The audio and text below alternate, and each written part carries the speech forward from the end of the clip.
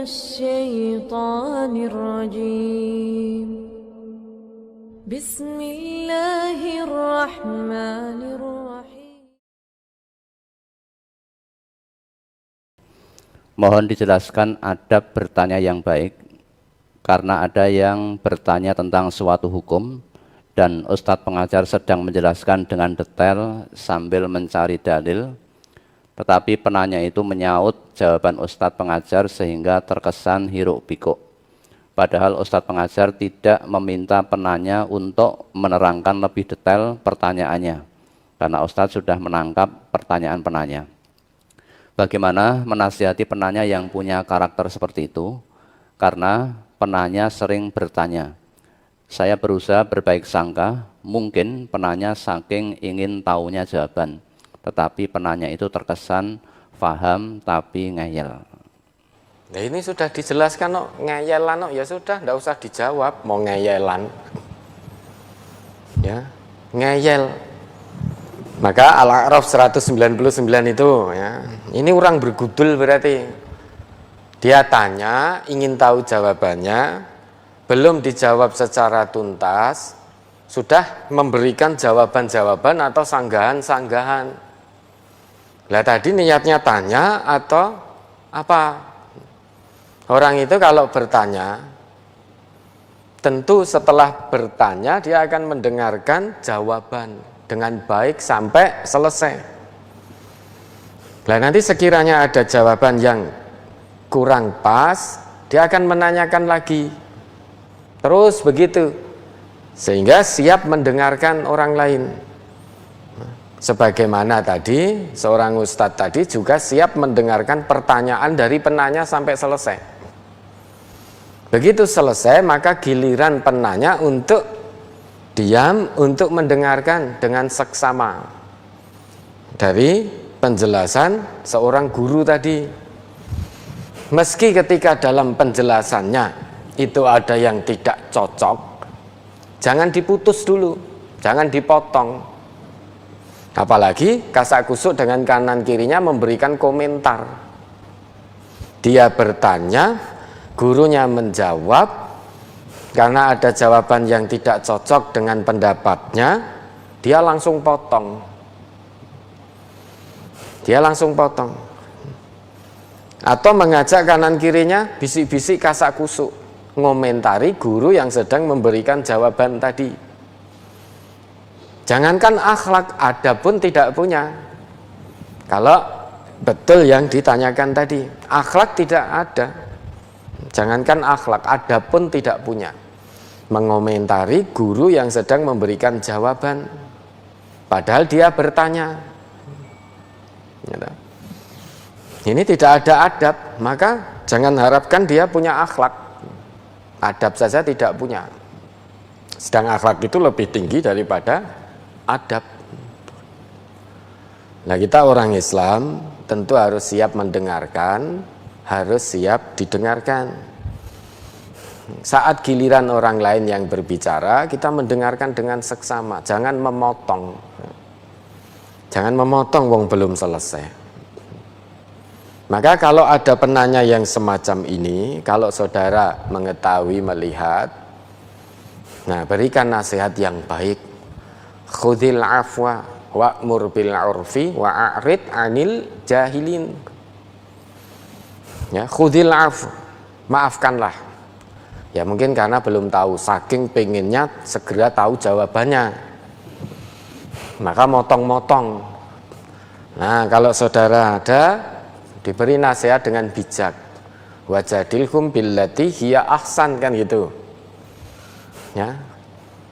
Ud'u ila sabili rabbika bil hikmah. Nasihati dengan hikmah.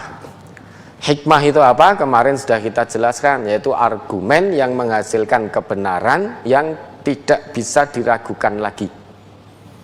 Argumen yang mengandung kebenaran dan tidak mengandung kelemahan maupun kekaburan, itu hikmah.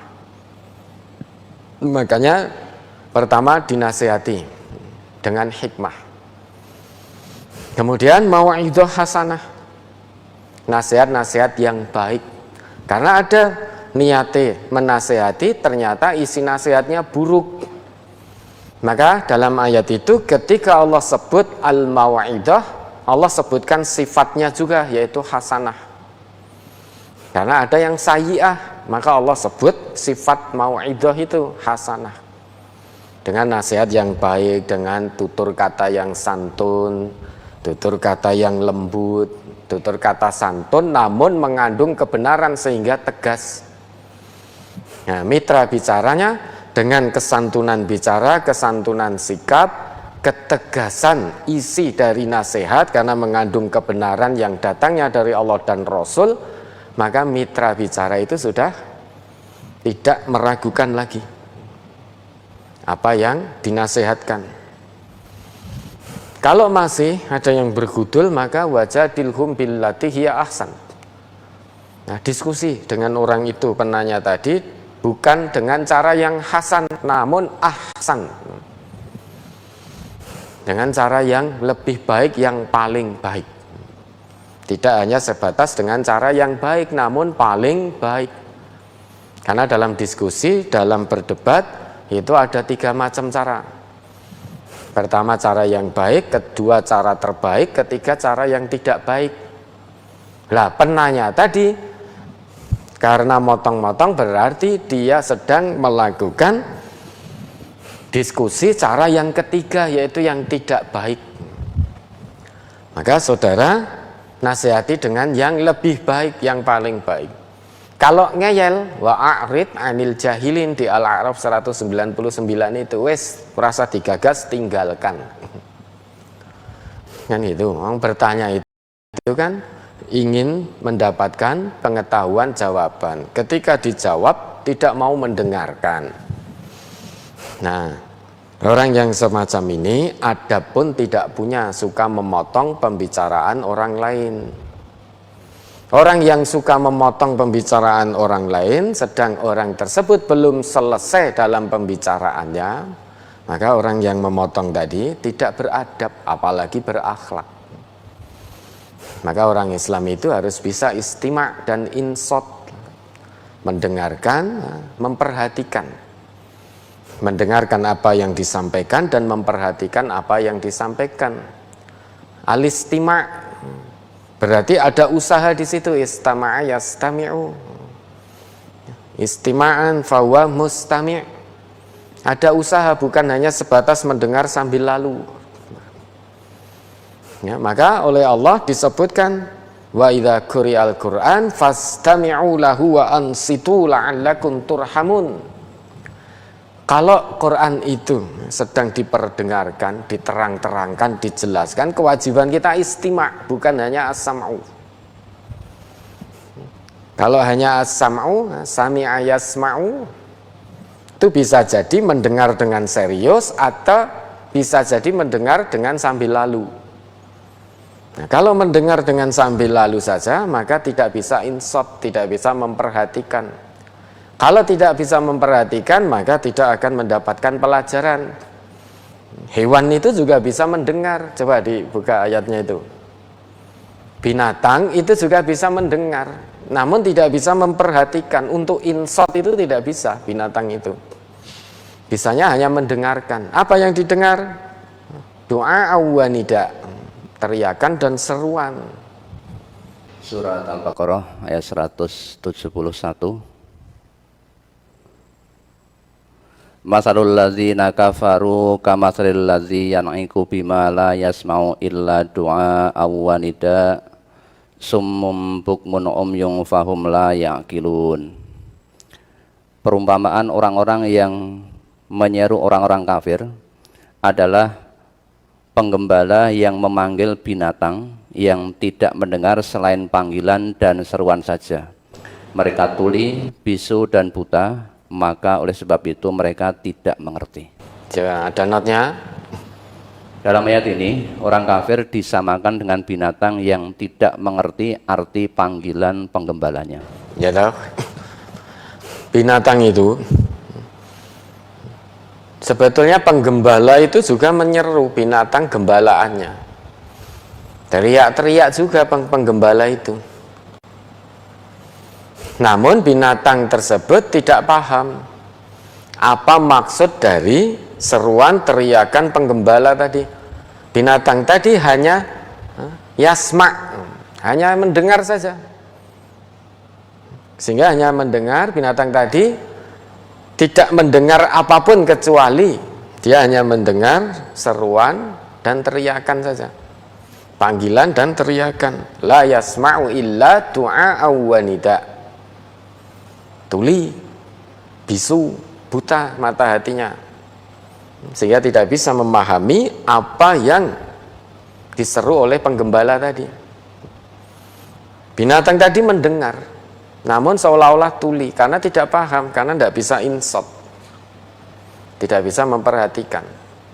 Nah begitu pula orang-orang kafir itu, penyeru orang-orang kafir untuk kembali, untuk tunduk patuh kepada Allah, itu hanya laksana penggembala menyeru gembalaannya. Jika ayat dijelas-jelaskan, hadis diterang-terangkan, kebenaran agama Allah diulang-ulang penjelasannya, tetap tidak bisa menyentuh kecuali hanya bisa mendengar suara-suara saja. Ayatnya diterangkan, hadisnya diterangkan, jadi orang itu harus siap mendengarkan, apalagi sudah ngaku sebagai orang Islam. Kalau ada orang lain bicara, itu bisa mendengarkan dengan seksama, memperhatikan, apalagi yang dibicarakan tentang Quran, tentang sunnah. Baru sekata dua patah kata sudah dipotong, belum selesai menjawab, masih mencari-cari dalil. Nunggu itu kemudian dipotong, bahkan mungkin diberi jawaban oleh penanya tadi. Nah, ini penanya tadi sekalipun dia orang yang ilmunya lebih tahu banyak, namun dalam kondisi seperti itu ilmunya tidak bisa menjadikan dia punya adab, punya akhlak, ya, sehingga memotong-motong. Nah, meski tahu ayatnya, kalau ada orang yang bicara dengarkan, apalagi yang disuarakan Quran, maka kewajibannya istima'. Istima' itu ada usaha mendengarkan, betul-betul mendengarkan usahanya, sehingga tidak sambil lalu. Dengan adanya usaha mendengarkan, maka akan muncul insot perhatian. Apa toh yang dijawab tadi? Dengarkan dengan seksama, diperhatikan, dengan itu la'alakum turhamun, turun rahmat dari Allah. Turun rahmat dari Allah. Nah kalau sudah tahu tetap ngeyel, ya sudah, tidak usah ditanggapi. Wa a'rid anil jahilin, sekalipun dia secara ilmu, akal dia pandai, namun secara akhlak, adab dia bodoh. Nah orang yang bergudul secara adab akhlak itu bodoh, tidak perlu digubris, tinggalkan saja. Wa a'rid anil jahilin. Wes rasa direken, wes sauni-unine, gitu loh. Nggak usah didengarkan, nggak usah digagas. Nah, wong tanya, ketika dia bertanya saja, gurunya tadi mendengarkan dengan seksama. Tujuannya apa? Agar paham dari pertanyaan itu, sehingga nanti dalam memberikan jawaban bisa mengena. Nah, ketika selesai bertanya, gurunya mau menjawab. Baru satu kalimat wis dipotong. Oh, mboten ngoten Pak Guru. Nah, sing leres ngeten. Nah, meskipun yang betul itu, tapi berikan waktu pada guru itu untuk menyelesaikan jawabannya. Jangan dipotong di tengah jalan. Apalagi sampai dikomentari. Lebih-lebih dalam pengajian mungkin ya, yang mendengarkan secara akademik itu lebih tinggi daripada yang ngisi, daripada narasumbernya. Yang punya akademik tinggi tadi bertanya. Nah, ketika yang narasumber tadi yang secara sekolah lebih rendah memberikan jawaban, lah kok yang tanya tadi malah komentar dengan kanan kirinya. Oh, kaya ngono kon ngisi. Jane piye to? Apa ora enek sing luwih patut ngisi? Baca ayat saja masih plegak-pleguk ngono kok kon ngisi. Kudune kan aku sing luwih patut, luwih senior, luwih pengalaman. Secara pendidikan saya lebih tinggi. Apalagi jurusan saya tafsir hadis. Kan begitu. Nah, mengajak kanan kirinya, menghasut kanan kirinya untuk merendahkan guru yang sedang memberi jawaban tadi. Nah, ini seringkali tidak kita sadari, terkadang kita melakukan ini. Padahal di MTA ini, saking sami'na wa ata'nanya, kalau itu sudah ditugaskan dari pusat, juru-juru dakwah kita sami'na wa ata'na, akan berusaha semaksimalnya. Kebetulan di satu cabang, ya, anggota cabangnya itu ada yang sekolahnya lebih tinggi. Bahkan mungkin basic pendidikannya itu terkait dengan ulumul Quran, terkait dengan ulumul hadis. Lah kok yang ditugaskan hanya lulusan SMP? Maka setan masuk, membisiki hatinya. Dari sisi kepatutan saja wis patut aku. Pantes saya, wong saya pendidikan saya sampai tuntas S1, S2, S3, S4, S dungdung, S kucir, S lilin dan lain sebagainya. Apalagi basic saya ulumul Quran, ulumul hadis. Lah, yang ditugaskan ini kok hanya lulusan SMP. Berat hati saya mendengarkan. Nah, ilmunya itu luweh tahu saya. Belum lagi terkadang ada pula yang mengatakan karena sekolahnya lebih tinggi, mengatakan sudah aku ki wis ngerti kabeh. Saya sudah tahu semua. Maka saya di sini, ini kebetulan mungkin gurunya. Saya sudah tahu semua, aku wis ngerti kabeh. Maka saya di sini, saya ngomong itu tidak menerima saran, tidak menerima usulan, apalagi keberatan.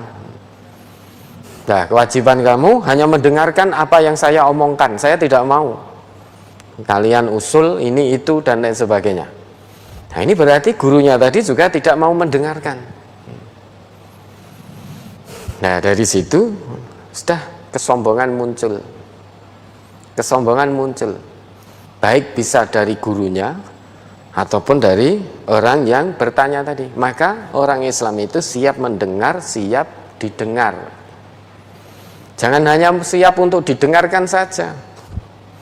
Gandeng ini sekolahnya dhuwur dhewe.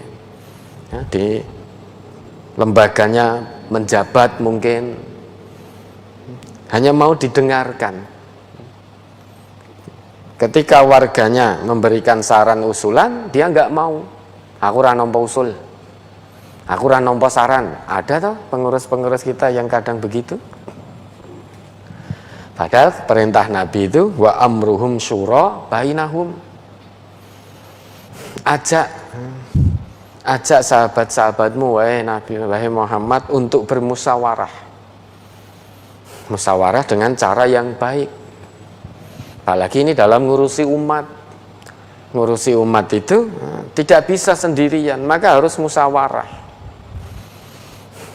Siapapun yang dipakai sebagai kebijakan nanti, nah itu mufakat bersama. Tidak harus pimpinan itu pendapatnya yang harus dipakai terus, tidak. Meski pimpinan, dia juga manusia, tetap terbatas kemampuan berpikirnya, makhluk yang terbatas. Maka perintahnya wa amruhum syura bainahum. Musyawarah dengan baik untuk mencapai mufakat.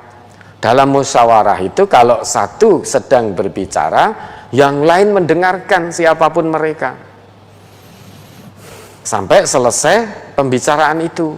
Kemudian kalau yang lain diberi kesempatan untuk bicara, baru bicara. Jangan kesempatan untuk A, yang B langsung motong. Kesempatan untuk B, yang C langsung motong karena merasa paling tinggi ilmunya. Karena merasa paling tinggi kewenangannya. Karena merasa paling tinggi gelar akademiknya. Nah, ini orang yang suka memotong pembicaraan orang lain, apalagi tadi bertanya untuk mendapatkan jawaban. Ketika diberi jawaban belum tuntas kok wis dipotong. Nah, ini adab saja tidak punya, apalagi akhlak. Nah, maka dinasihati dengan baik. Syukur-syukur mau dinasehati. Kalau tidak mau ya sudah, wa'arid anil jahilin, tinggalkan. Nggak usah direken orang-orang yang bergudul itu. Dia motong-motong itu sebetulnya dia tidak tahu dan tetapi merasa paling tahu. Orang yang merasa paling tahu sebetulnya itu tidak tahu.